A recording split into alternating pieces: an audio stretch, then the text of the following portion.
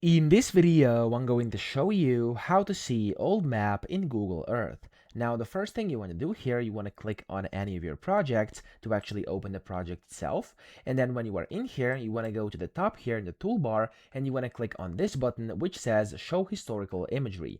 Now, when you click on that, as you can see, it's going to basically show you historical imagery and you can go and basically move around it using this button over here. So you could go ahead and basically move to any specific date you want. For example, if I go to 2022, I could go to 2017 over here, and it's going to basically show me how it was over here in 2017, and I could go all the way back, in this case, to 1985. If I click on it, as you can see, it's going to be quite a difference, okay?